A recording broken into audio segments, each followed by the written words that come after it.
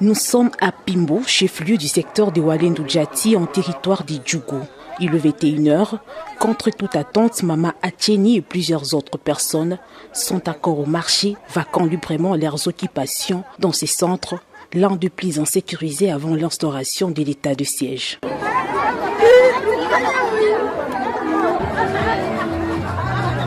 Il y a un an, voir ces jardins dimanche à plein Djougou n'était qu'un rêve ou encore une illusion. Mais aujourd'hui, les mauvais souvenirs appartiennent à l'histoire, témoignent des habitants. Ici à Pimbo, nous allons bien. La sécurité est très bien assurée par nos éléments de la FARDC. L'ambiance est bonne car nous vendons jusqu'aux heures tardives. Grâce à cet état de siège, nous sommes bien. Donc la situation sécuritaire est garantie. Nous remercions beaucoup pour tout cela le chef de l'État qui a instauré ce système d'état de siège. Aussi, nous ne pouvons pas oublier le gouverneur, le lieutenant général Luboya. L'état de siège décrété par le président de la République, Félix Antoine Tshisekedi Tshilombo, apporte d'ores et déjà la paix dans plusieurs coins de l'Ituri. L'étape de la consolidation de cette paix appartient aux Ituriens à travers la cohabitation pacifique, déclare le chef de cette entité. Ici, nous félicitons notre gouverneur militaire avec qui nous faisons même des marathons à pied sous la pluie. C'est tout le monde qui doit mettre leurs mains dans la pâte par des différents moyens, et raison pour laquelle nous exhortons même d'autres communautés à le faire autant. La paix ne peut pas se faire seule, la paix c'est l'affaire de tout le monde, raison pour laquelle aujourd'hui même à l'église, il faut chaque fois même dans l'homélie qu'il y ait des thèmes qui vont juste droit à la paix. La paix, la sécurité, l'espoir et l'épanouissement de la population iturienne, tels sont les mots-clés qui caractérisent en ces jours toutes les actions du gouverneur militaire de l'Ituri, le lieutenant général Luboya Kashama Johnny, pour redorer l'image de la province de l'Ituri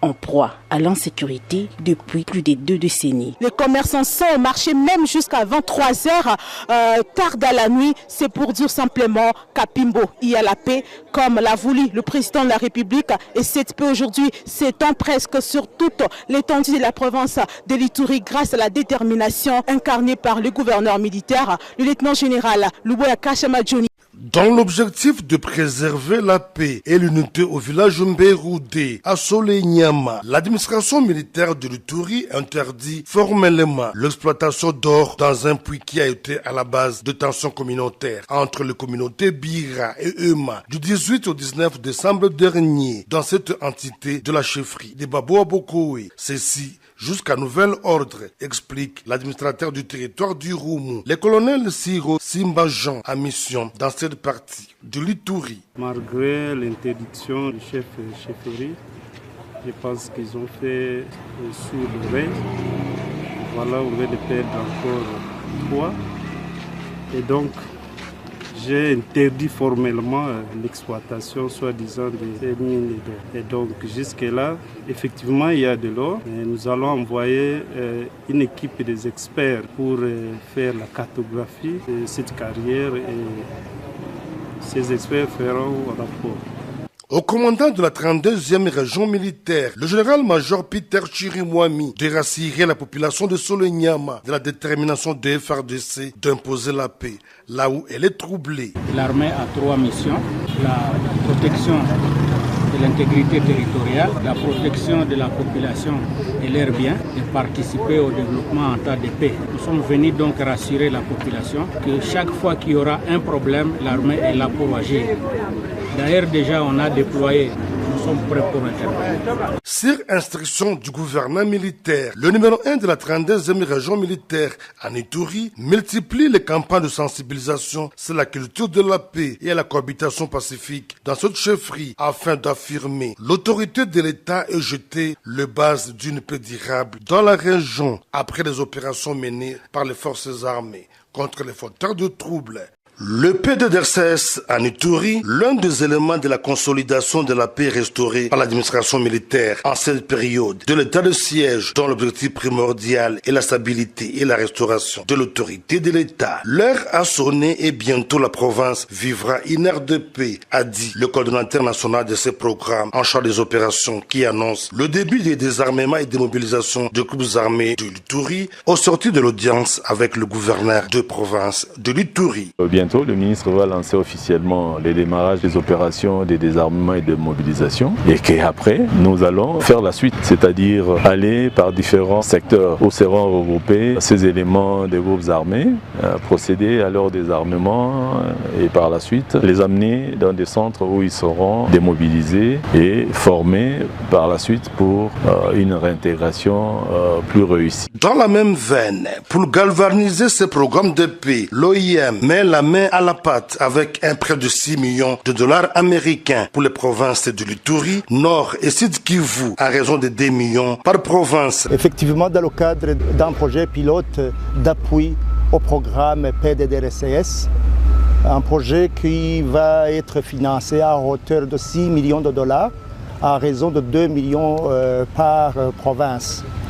Et l'OIM a été notifié effectivement pour la mise en œuvre de ce projet. Dans la foulée, le colonel Eugide Bosalé appelle la population de l'Ituri et le groupe armé non signataire du processus de paix de Nairobi à s'approprier et adhérer à ces projets porteurs d'espoir pour la stabilisation de la province. Nous pensons qu'il ne faut plus attendre. Il faut saisir cette opportunité pour ne pas décourager les bonnes volontés et aller dans le sens de répondre effectivement à cette volonté de reddition des groupes armés et particulièrement ici en Ituri. Signalons que le gouvernement de la République ne ménage aucun effort pour la paix et le développement de la RDC. En Ituri, la vision du gouvernement pour ramener la paix est matérialisée sans faille et dans une approche globale par le gouverneur militaire, le lieutenant général Lubuya Nkashama Johnny, à travers les opérations militaires contre les groupes armés réfractaires, le dialogue communautaire, l'encadrement de jeunes et la sensibilisation des fils et filles de l'Ituri. C'est la culture de la paix. Il faut dire qu'il y a exactement 9 mois, c'est au mois de mars que nous avons lancé, sur instruction du président de la République, les travaux de réhabilitation de ces complexes scolaires. Vous voyez, l'Institut Motei, il y a au moins 3 établissements scolaires qui fréquentent ces bâtiments. Il y a à peu près, il y a près de 2000 élèves qui fréquentent ces bâtiments. Alors, pour ceux qui le savent, ces bâtiments étaient presque en train de s'écrouler.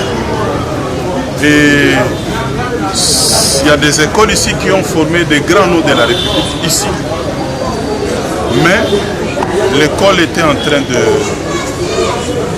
s'écrouler et le chef de l'État a instruit que nous puissions réhabiliter ça.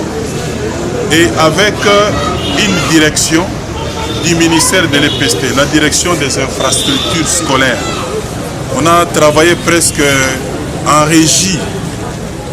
On n'a pas fait les appels d'offres, ce n'est pas une société privée ni étrangère, ça c'est une direction de l'EPST que nous avons mis en place qui intervient pour ce genre de cas. On n'a pas besoin, lorsqu'il faut réhabiliter une école, arranger la toiture, les bâtiments, on peut même aller jusque loin à la construction des écoles. On a trouvé que des fois on gaspille beaucoup de ressources dans l'histoire des appels d'offres. C'est comme ça que ça c'est déjà un exemple avec la direction des infrastructures scolaires qui a des brigades au niveau national, même dans des provinces.